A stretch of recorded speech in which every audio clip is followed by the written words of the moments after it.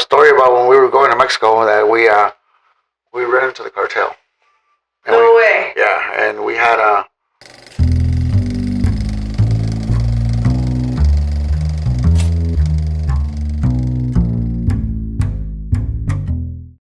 Welcome to the Grind Podcast. I have here Jose Ponce. for the second time. Second time. Welcome back. Welcome Thank back. So, anything you want to share with us? Yeah, let me start off by sharing a story that just happened Wednesday night. I was almost put into handcuffs due to a altercation that I was going to have with my neighbor. We're talking 2 days. 2 days ago. 2 days ago. This is a neighbor that we've known for about 15 plus years. Mm-hmm. Cool guy. You know, we always hang out here and there, have a beer, Yeah. smoke some medication. Right. We would have barbecue together before, you know, Yeah. cool guy. But him and his wife, God, I don't know how far back, but ever since I remember, they fight at least 2 or 3 times a week. Mm. And sometimes these fights are like fights. You know, they'll throw shit at each other. I mean, this lady has stabbed him with forks. They both been arrested back and forth. This is for years. Yeah. I just think that's the type of relationship that they both like because they end up back together. Yeah. So just recently, I guess, unfortunately, he put hands on her really bad. So he had a warrant for his arrest. Mm-hmm. And Wednesday morning, early in the morning, there was quite a few cops there at his door, knocking on the door. They didn't have a warrant to go into the house, so they couldn't bust into the house. But so I got to my mom's house, which is right next door. And I told one of the officers if I could speak to him at the corner, and I told him, you know what? If he's there, he's not going to open the door. Yeah. And if you guys would have had a warrant, you already would have been in. I'm sure he's not there because I seen him a while ago on the other side of the school. There's a school right in front of our house. I think you guys are just wasting your time, and you guys, you know, you could be spending your time somewhere better. Yeah. So I'm like, you guys know them. You guys come here 5-10 times a month, Right. or more. So I guess he was like, yeah, probably said this guy's right. Yeah. They left. I waited outside. I smoked my cigarette. Made sure they were gone. I go. I'm not gonna say that, but I'm like, hey, bro, you good, man? They gone. Yeah. Opens the window and says, oh, man, thank you, Jose. Thank you, bro. He sees me I was smoking my cigarette. He's like, hey, man, you got one of those? I gave him a couple. Yeah. So that was that. The evening hours come by. I leave. And I get to my room. And this is about 9 o'clock. And I get in my room and I had just medicated with my brother. I had just smoked. So, you know, I wasn't like... I was relaxed. Yeah. Yeah. I get into my room and then, 10, 15 minutes later, I feel anxious. I feel jittery. I feel... Not good. Not good. Not right. And then someone said, oh, my medicine bag. I got to go back to my mom's house, which it was not far. But it wasn't much the medicine bag. Something was happening at my mom's house. Oh, okay. So I get there, and half the block is nothing but cops. Probably every single cop from San Paulo Police Department at that shift. Ambulance. And I'm thinking it's probably, 2 houses down, we have an aunt. And she elderly. I thought it was my aunt that got sick. Yeah. Well, it turned out, I look, and there's cops inside of my house. Oh, shit. So I run, I'm like, what the fuck? And my nephew's coming out, and he's like, my nephew's really hot. He's like, Jose, uncle, he put hands on her. I'm like, what the fuck are you talking about? He's like, the bro next door put hands on grandma. Oh, heck. He put hands on my mom. Oh, hell no. So, apparently, he was leaving, and as he was leaving, they were waiting for him. Yeah. So he started running. Uh-huh. He got away the first time, came back down this way, jumped over into his yard, which is right next to our yard, jumps over into our yard, trying to get into the condos, but there was already cops in the condos on the other side. And we have a big American bully, like a big dog. If you don't know, he's gonna. But because he hears his voice every day, Yeah. you know, the dog didn't even. The dog was waiting for a treat. Yeah. Yeah. So what this guy's trying to do, he tried rushing inside of the house, inside my mom's house, and my mom was in the kitchen, which is right in the door that leads to the backyard. So he ran to the house, into the backyard, tried running into the house, and noticed that the door was open, and was trying to run into the house to hide, or I don't know what the hell he was thinking, but in the events he pushed my mom out of the way. Ooh. And this is our neighbor. Yeah.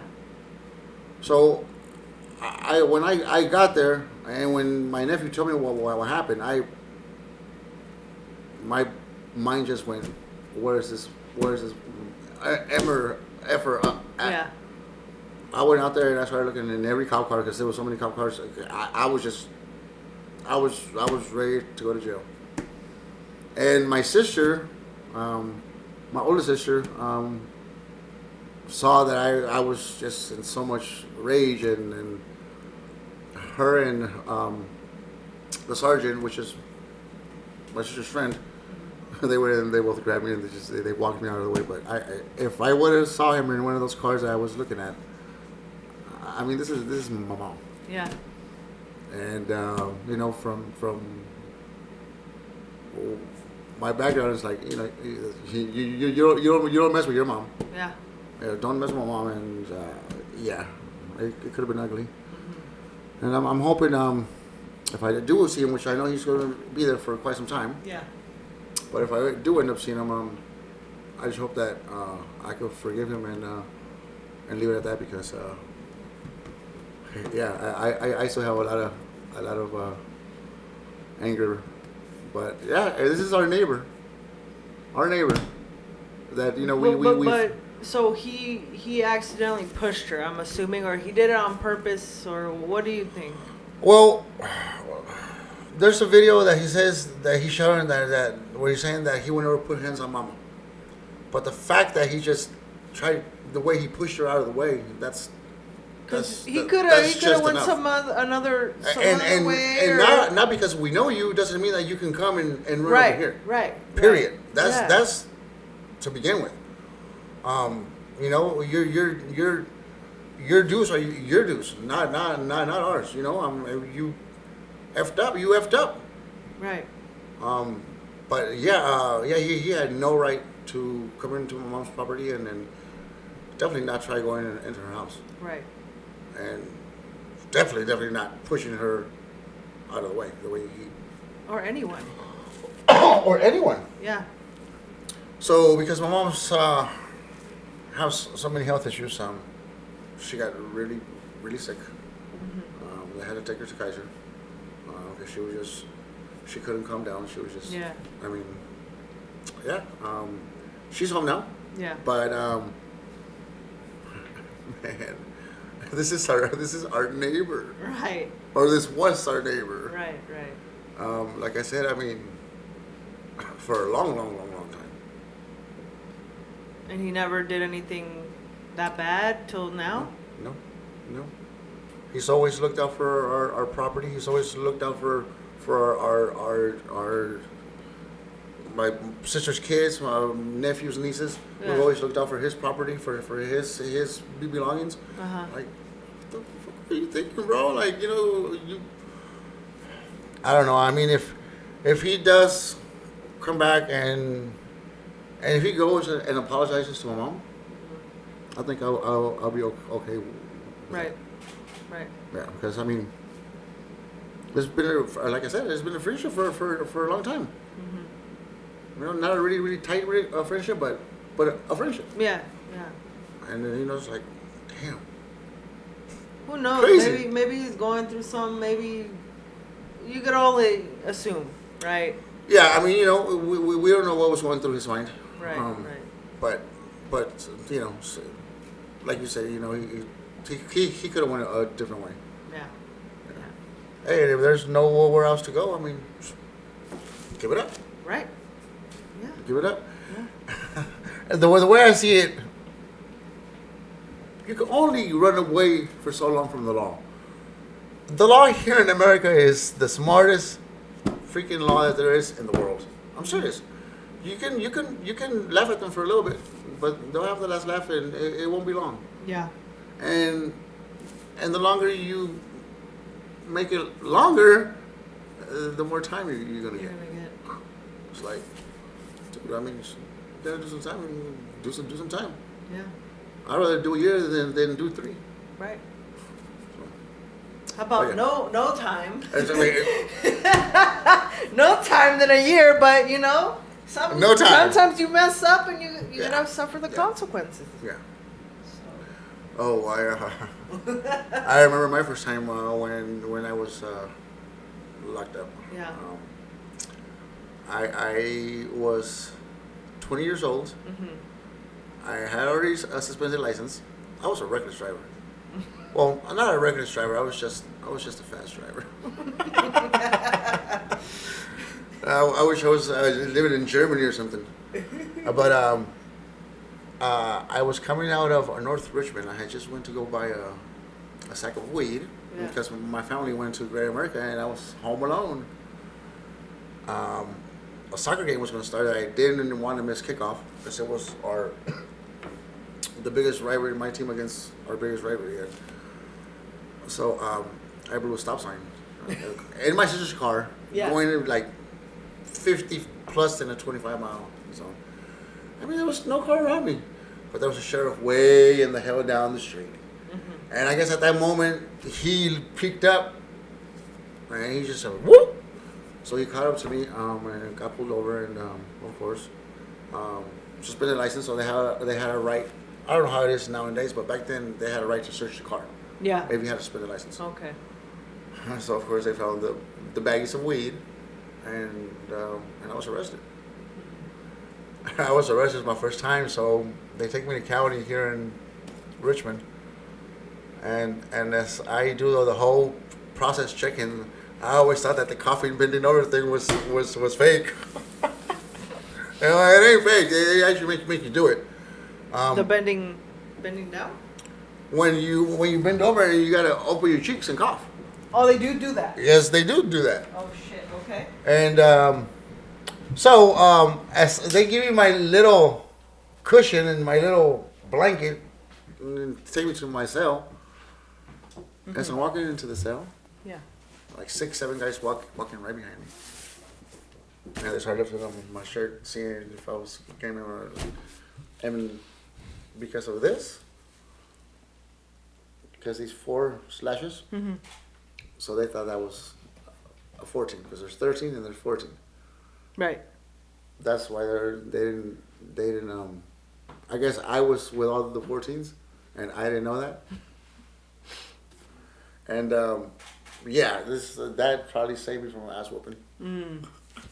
Your tattoo. My tattoo. Yeah. But yeah, the first thing they do to you is they'll go and they'll check you, see if you're from a certain hood or what you got tatted on you, and like, all right. So I guess that's 2 checkpoints. One to come up here, and then the second one to assign you a home. Crazy, right? But yeah, that was a crazy story. What happened on Wednesday?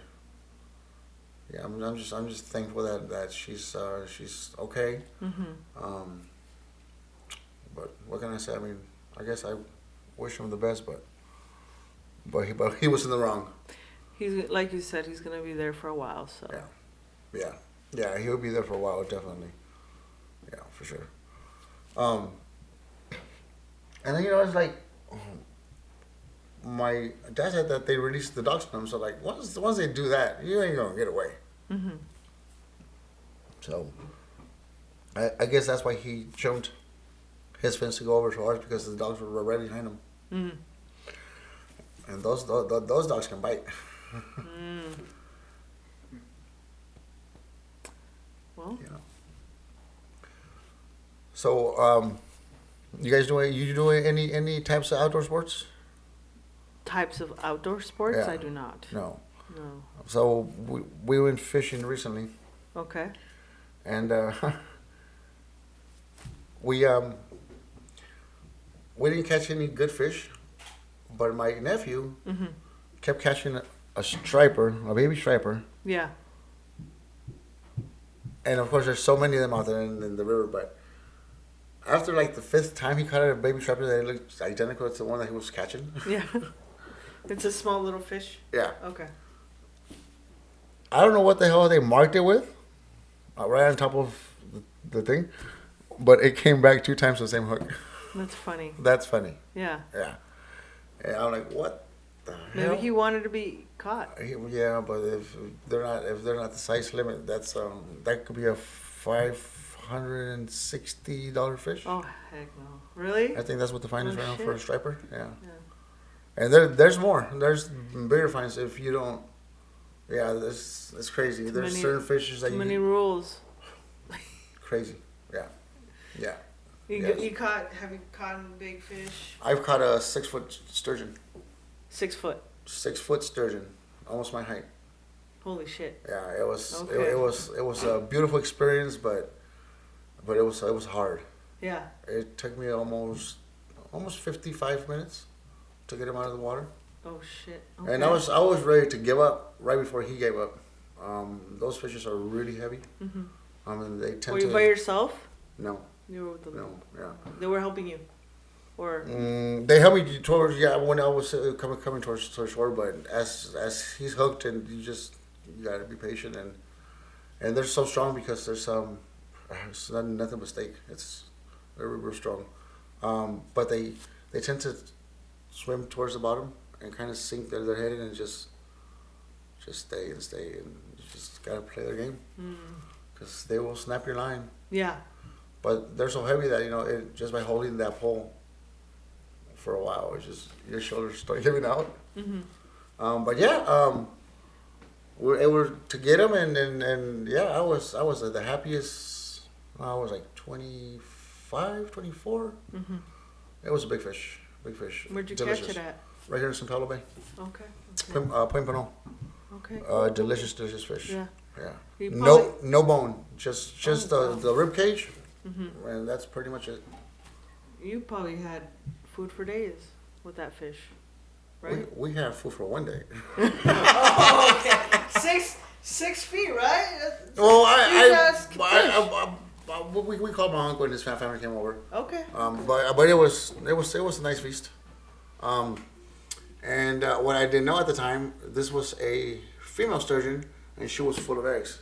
But I didn't know. I didn't know what it was at the time because I was still young. Yeah. Well, it turned out to be that I threw away a couple $100 of caviar. Oh, okay. Yeah, and it could have been more. I mean, how'd you finally find out? I found out through one of my other uncles that he asked my dad that what did we did with the eggs, and that's how I found out that sturgeon eggs is caviar. Gotcha. Okay. And I don't know if you know, but there's some expensive caviar. Yeah. So I guess it all depends on the oil or on, I don't know how they grade it, but it could have been a couple $1,000 right there. But it was a lot of eggs. She was full. Do you even know how you would have gone about selling that? No. Okay. No, I have no idea. But Yeah. I do remember she was full. She was full. Yeah. Yeah. So, but yeah. But ever since I've caught other ones, but not keepers. Not like that. Yeah, those with that kind of fish, there's a report card. You gotta fill out the report card. You gotta tag them. They're paying. Oh really? Oh god, there's so many regulations. It's stupid. I mean, it's food. Yeah. But yeah, if you get caught with one that doesn't hit the limit in length, it's a big fine. Big fine. And what do they have, like police? The Fishing and Game Warden. Okay. Yeah, they're out there just looking. they'll be looking from on the other side of the hill with the binoculars. That sounds like a cool job. Oh yeah. Sounds like you get to f up a lot of people. Yeah. Their days would be effed up. I mean, I've seen it done. I mean, it's happened to my family. My dad's brother. We were fishing in Igley Pier, which is right here by Port Costa, and right on the other side of the Vallejo Bridge, on the Benicia side, that's where the game warden was with his binoculars. So my uncle caught a striper, which was like 16 inches, which is it's a good sized fish already. So I guess my uncle said, "F it, I'm not gonna throw it back in." So he kept it. He hit it down the waist, till we left. Well, about a half hour later, the game warden shows up. And he goes straight to my uncle. He asked him if he's caught anything. First thing my uncle says, "Nope." He asked him again. They knew. Well, he was watching them all the time from way on the other freaking side of the bridge. Yeah. So he went straight to where my uncle had the fish hitting. So he took his fisher's license. He took his fishing pole and he gave him a fine. And the fine was for, I believe it was $750. Oh. Yeah. That's pretty expensive. This was recently, yeah. Recently too? A couple years ago, yeah. Yeah. Shit. I'm sure those fines went up. Oh, for sure. But a 16-inch fish is already a nice size fish. But those have to be 18. Yeah. Yeah. So I was gonna tell you on that I missed last time a story about when we were going to Mexico that we ran into the cartel. No way. Yeah, and we had well, my dad, I was really young, but I will definitely never forget the story. That's how my mom, well, in our beliefs, if you take a really, really, really big scare, you can develop diabetes. And after that, that's when mom started with her diabetes. But Gotcha.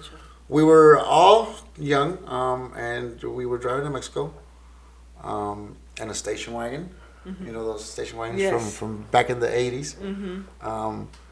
And I remember that my dad's brother had just bought 2 nice 10-speed bikes, the nice fancy ones from back in the days. So he wanted to see if my dad take him back home for him. So of course he did. So as we're driving, I remember my dad always hide money. Put it away where it cannot be found. Right. And he'll only keep so much in his wallet. So as we were driving and entering the state of Sinaloa, which is one of the hottest states for the cartel. Yeah. That's where Chapo used to run. We get pulled over. There's a pickup truck that cuts my dad off in front, and a pickup truck that blocks him off in the back. And immediately all these guys get out with Uzis and rifles, and it was crazy. And of course, we all started crying. I mean, we were young. Yeah. I think my older sister was probably like 14, if that. So they showed my dad a fake cop's badge. So they told him that it was either the bicycles or all the money he had.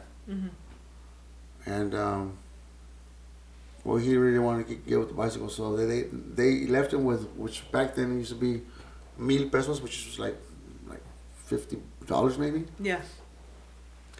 And they took everything that he had in his wallet.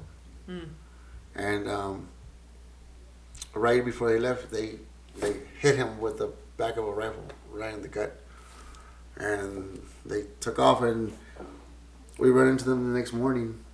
They don't even know who the hell we were. I mean, we entered a restaurant to have breakfast. Yeah. And they were there all drunk, all of them with girls on their laps, and that was no goddamn law. That was the cartel. And and we were just lucky that my dad didn't get shot right in front of us. But those guys are just cold blooded. Yeah, they don't play. They don't play. Yeah. They don't play at all. In our hometown, in the last 4 years, there's been about 16 people that have been killed, disappeared. Yeah. Gone. Including 4 of my cousins that it's been years now that they picked them up, and ever since we don't know if they're alive or they're dead. Or dead. Sure. Some people say that they have a lot of them. They put them to work. Yeah. But yeah, it's either one, you become a slave or you get killed. But like in one of my cousin's case, he was warned so many times. They gave him chances to stop what he was doing, and I guess he thought it was not gonna happen to him, and they picked him up one day right in front of his family. Right in front of his family, his mom, his dad, his wife, his kids. They picked him up. Dang. Yep, it's been about 5 years now. And my first cousin that got picked up, he's going on 12 years. And you guys have no idea if he's alive, dead? Nothing. Nothing. Shit. Nope. And you can't even approach him of course you're not going to approach him and ask him. Yeah, of course not. Because then you're going to be gone. Exactly. And I just recently, about 9 months ago, I had one more cousin that got picked up. One more? Yeah. But like a lot of people don't like traveling to Mexico because they hear all these stories. But bottom line is, Mexico's a safe place. If you're not doing what you're supposed to be doing, you're good. Especially in the tourist areas. It's like the cartels have like a certain agreement with the government. That's how it works in Mexico. You don't operate in these areas. This is our area for our tourism, for our money, for blah, blah, blah, blah. And we'll close our eye on this area. We'll look the other way. That's how they operate. But bottom line in Mexico, if you're not doing what you're supposed to be doing, you're good. Of course, there's always going to be, people get caught up in certain like shootouts, but for the most part, Mexico is a very safe place. You don't think the government works with the cartel, or Yeah. is the cartel? Not anymore. Not with this last president and this new president, but they still have agreements to a certain term. Yeah, of course they work together. They have to. That's just how it is out there. Yeah. Of course, it is not going to become public, but yeah, I mean, like I said, that's why the cartels they actually have people making sure that there's no troubles in tourist areas, in cities where the government is making their money. At the same time, the government is going to look the other way where they're making their money. That's just how it is. And then when it's time for the public to get some answers or whatever you want to call it, then they'll say, okay, well, you're going to bust this person. And that's going to quiet down, it's going to bring down the ocean waves down. So for how long? Some months, a year, 2 years. But there'll be something, okay, now this is going to happen here and that's going to happen there. That's how they do it. What would be equivalent, cartel equivalent in the U.S.? What would you compare? I don't think there's nothing, to be honest, because the cartels have cold-blooded killers to where they'll cut you in pieces. I don't think there's no gangs out here that will do that. I mean, they'll probably a couple will have the guts to do that, but you really don't see that out here. At least, I mean, they're serial killers, but that's different. Well, there's human trafficking too.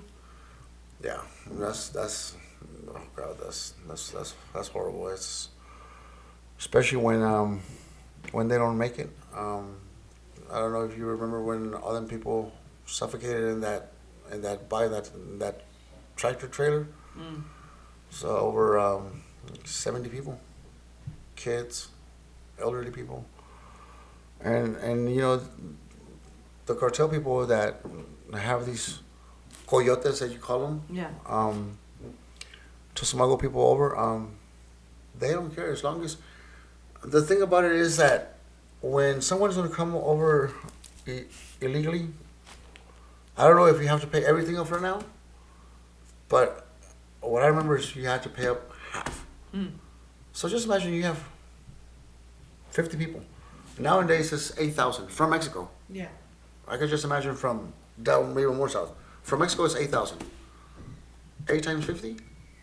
So if you take half of that, you really don't care what happens if they make it or not. I mean, of course you're going to get another half, but if you do, great. If you don't, they really don't care what's going to happen after that. Yeah. Because they already got half of the money. And it's sad because a lot of these coyotes really don't care. Yeah.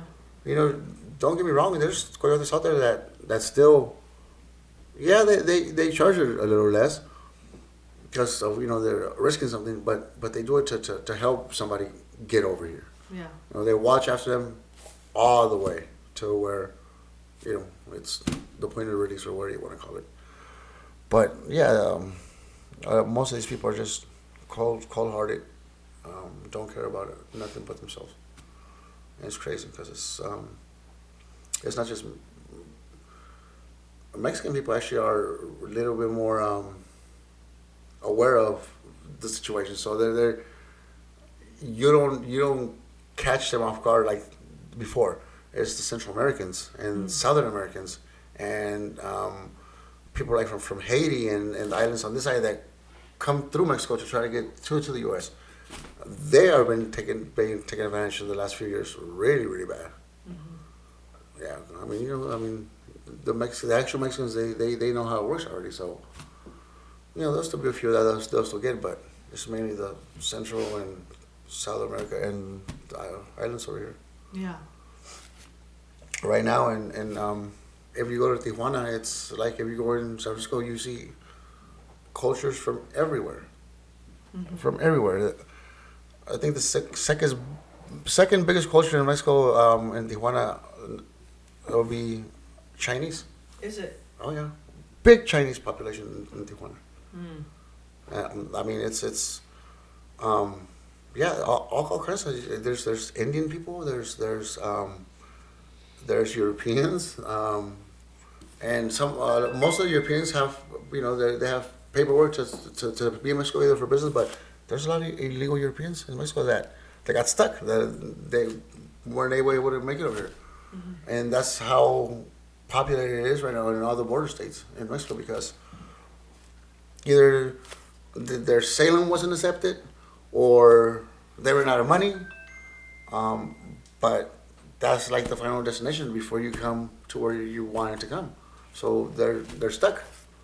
Yeah.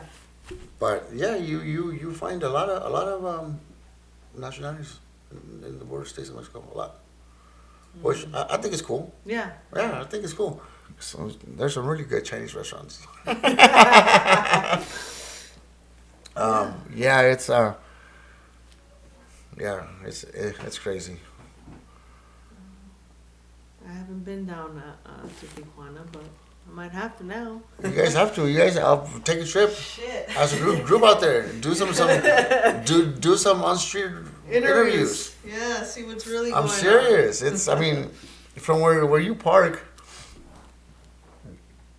it's like from here to maybe not even 7-Eleven. You just walk the parking lot, enter a big old steel gate, and you're in Mexico. Yeah. It's that easy. Shit. Yeah. And when you enter Mexico, they really don't. You like literally just walk in. The agents are there, so it's just like, welcome. On the way back, you gotta open up everything. Yeah. Yeah. Which is just like, I'm like, why don't they do it, both ways? Like, when I drove, oh God. So my parents' 50th anniversary wedding was 2 years ago in March. They redid their vows. Cute. They wanted everything to be done back home in Mexico. Makes sense, yes. So prior to this trip 2 years ago, my last time in Mexico was like 15 years. So I did a 15-year span while I going, because my ex-wife was illegal, so it just I didn't feel right me going and not her going. Yeah. So I had a 2001 Chevrolet Suburban, which I loved. About a month prior to my trip, you're not gonna believe the story. About a month prior to my trip, I got a letter from the Chevrolet dealership here in Hilltop. Yeah.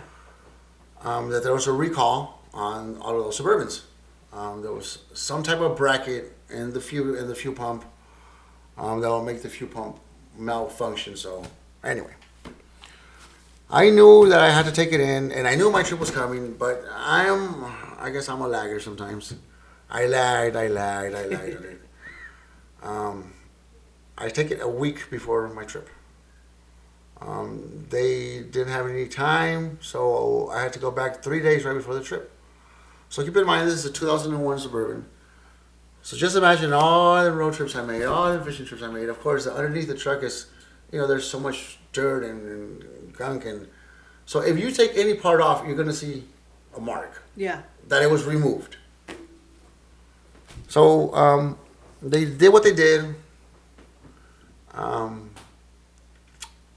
The day the road trip comes, when you take a vehicle to Mexico, you have to have the paperwork, right? The paperwork in order, which is registration, title, which is pink slip, Mexican insurance.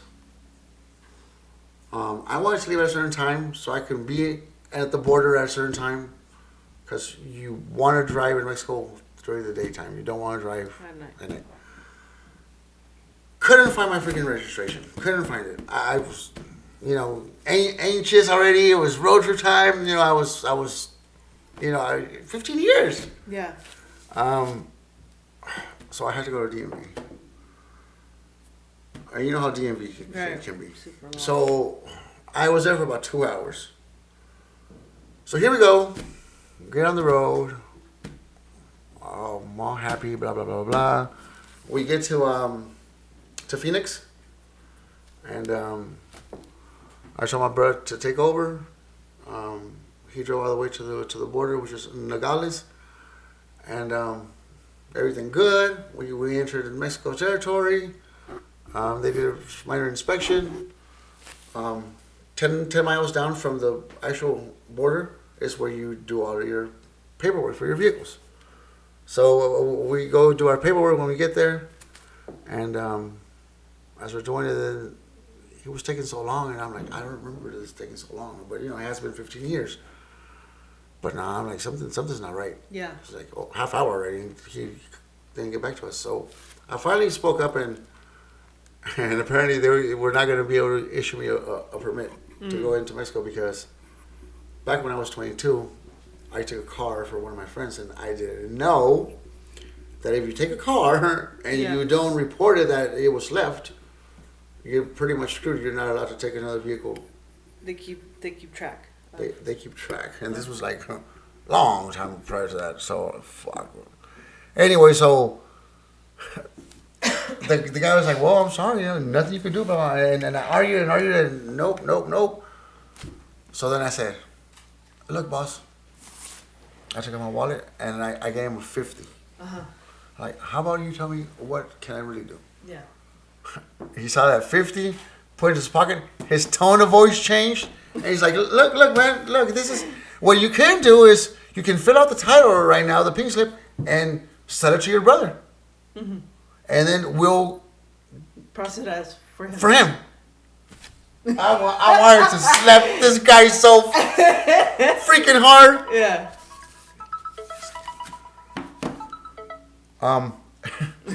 Anyway, so I took a deep breath. After about an hour of waiting, we got our paperwork. We were on the road. Me and my brother, we both were medicated, and we had disposables. There's a rest area right before you get to the international border, about 5 miles prior. And after that, it's still like a 18-hour drive to our destination. Gotcha. But of course, we were not going to risk it. We tossed them.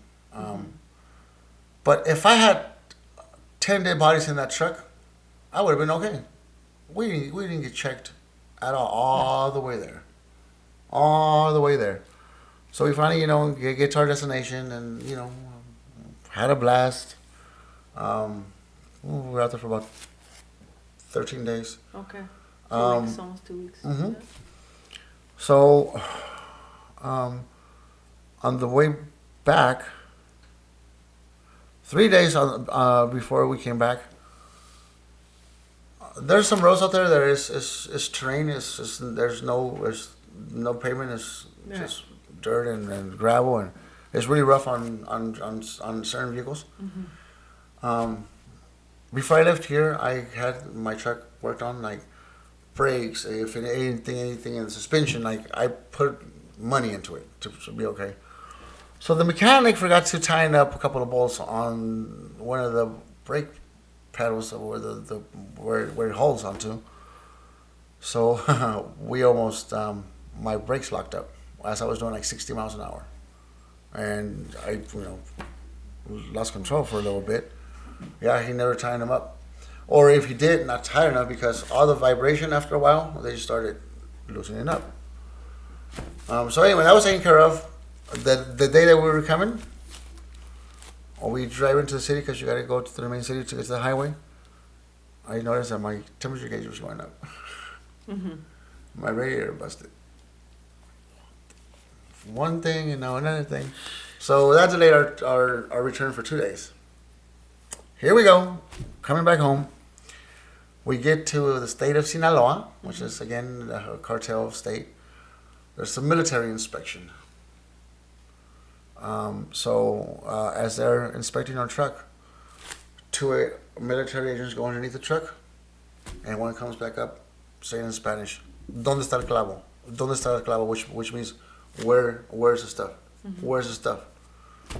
I'm like, ¿A cuál clavo? ¿A cuál clavo? Like, what do you mean? What stuff? What do you mean, what stuff? So they just kept saying that where was it at? They took down all our luggage. They took all the wheels off the truck. They took off the dashboard, the seats, anything that they can take off, they took off. And we were there for almost a couple hours, and I have both of my kids with me. So I got fed up because I kept telling them because like they were saying that because they noticed that the gas tank was tampered with because of the recall. Mm-hmm. So I tried to explain to them, but I didn't know how to say recall in Spanish. Yeah. But I had the paper with me, and they wouldn't listen to me. They kept saying that where was the stuff because that gas tank was dropped, and then that. Well, yeah, it was dropped. I'm trying to explain to you, but they were so rude until I started recording. When I started recording, the person in charge was like, "Okay, everything's fine. Put everything back." It took them about almost an hour to put everything back. We had to redo our own luggage again. They took everything out of the luggage. God, my kids were so frustrated, and my son cried like 2 times. We finally get back on the road, and we finally get to the international border about 1 a.m. My brother hands me his passport. I have my kid's passport, and I'm not a citizen. I'm a permanent resident. Yeah. I hand him my green card and my ID. He hands me back the 3 passports, and he just looks at me, and I'm like, "Is everything okay, officer?" He just giggled. He goes, "Mr. Ponce, you do realize your green card is expired, right?" I just, my jaw dropped. I was so excited. I had so much adrenaline that, it was my parents' 50th anniversary wedding. 15 years I haven't been back to Mexico. I never even thought about looking into my paperwork. So, the only way for me to come back in, I only had like about $300 left in my pocket, just enough to make it from Nogales back here to the Bay Area. Yeah. Which was 2 gas tanks and some food for me and the kids. I had to pay a penalty of $1,500 on the spot for me to come back in. And at the same time, I had to pay the processing fee to renew my green card right there. if I wanted to come back in. I had no fucking money left. That was almost like 2,300. My brother only had a couple $100 to owe me. I was calling every family member at 1:32 in the morning. See if they can wire my brother some money. I didn't even have a bank account at the time. They were sending my brother the money. Well, when we got all the money together, then they had to fingerprint me. And when my friend fingerprints through the whole entire U.S. database. I'm talking every state, every agency. I mean, this is Homeland Security. Yeah. Seriously. To make sure that I had no warrants, I was not a criminal, anything. For anything. I'll be lying to you if I say we were there under 6 hours. We were there for about 7 hours. Locked up in an office. My son at the time was 10. Yeah. He kept saying, "Dad, am I in jail?" And look, this is U.S. Okay, this is U.S. Customs. They offered my kids water one time in 7 hours, and this was the little ones. the little bottles. They didn't even offer my brother or me anything. 7 hours. I'm like, are you serious? This is how U.S. treats people? Damn, that was crazy. So I had to come up with quite some money to come back home. Me leaving the country with an expired green card. How'd you even leave? Don't they have to check? No, because I was entering Mexico. Mexico doesn't check for that. It's when you come back. Yeah, no. I'm a Mexican citizen, so of course they're not gonna ask me for anything. It's when you come back here and cross this border. It's when, it's either your green card or your passport. Mm-hmm. And I can't get an American passport because I'm not a citizen. But yeah, that was quite a vacation. Quite a vacation. Because I really thought I was not going to be able to come back. I was ready to tell my brother, you know what, I'm just leave me here. I'll take the bus back home, and you drive back with the kids. But we were able to put the money together. Nice, good. Yeah. You got a good family then. Yeah. I definitely do. But yeah, it was a nice wedding. We had a lot of people. Very, very nice. Worth the struggle to and from. Yeah. Made memories for sure. Well, it was just a big adventure. Oh, and then going there, when my brother took over to the wheel, and in the state of Sonora, I didn't take my seatbelt off. I just took the strap to reach over more because I was gonna take a picture. And they put my brother over for that. They come over with 2 motorcycle cops. These were cops from town, which those are the ripoffs. In Mexico, right? Okay. Yeah, especially when they see license plates from the U.S. Especially California, Nevada, Arizona. They know. Yep. Mm-hmm. Corruption. So he busted out with this little booklet from the back of his pocket, trying to read us all these laws because of the seatbelt. I'm like, but I never took it off. He's like, blah, blah, blah, blah, blah, blah.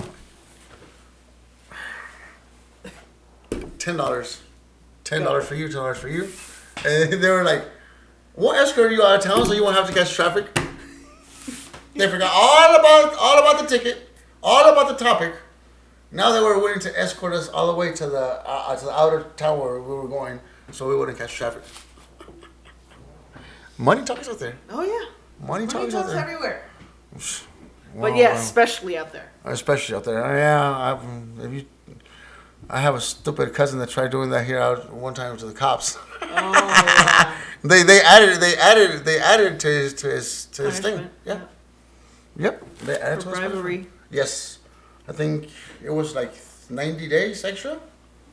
Yep. Just for asking the question. No, out there they will be happy, but they're not cheap anymore either. No, they won't take a 10 anymore. No. They want 20s and up. They want real money. And this is like the smaller cops, town cops. You're talking like a highway patrol or like the Marines. You're talking a lot more. Yeah, you're talking Benjamins for sure. Yeah. Let's see what else good can I let you know about me. We were at the casino one time, and I was watching the older gentleman just play poker. Yeah. And I wanted to learn, so I learned how to play poker. And there's a casino in Emeryville. It's called the Oaks Card Club. A really nice place. Went to go play Texas Hold'em for my first time live. And started playing, and it came to a hand to where everybody was excited. Well, of course I was excited too because I know I had a good hand. But I didn't know why everybody else was excited because most of the people were already out of the game. So then the fifth card comes, what they call the river card, and my opponent hits a full house, and I hit a full house, and everyone's fucking jumping out of the table. I'm like, what the fuck did I do it? What did happen? And they're like, amigo, yay! You got jackpot! I'm like, well, I know I'm going to win the pot, or hoping to win the pot, but it turned out to be that we hit the actual jackpot that's in play. And because I had the bad beat, which is the losing hand, I got a 50% of that pot. The pot was at $25,000. So this is my first time playing Texas Hold'em. What? My first time. And you won. Yep. Hit a jackpot. Nice. Yep. So it was 50%, and the winning hand I believe got like 30 or 33%, and the rest was divided in the rest of the players because everybody gets some money out of it. Okay. I was so happy. I think I was 23. I think I was 23. Yeah. I was so happy. I tipped the dealer $200. On my way out, like 5 securities escorted me all the way to the car. Of course, they escorted me because they wanted a tip. No, they wanted a tip too. Of course. Gave them each $50, and this was like 3 a.m. already. I get back home. I'm so excited. I'm so excited. I have all this fucking money in my pocket. Like, I'm excited. I'm shaking. I get home. I wake everybody up. I woke everybody up. My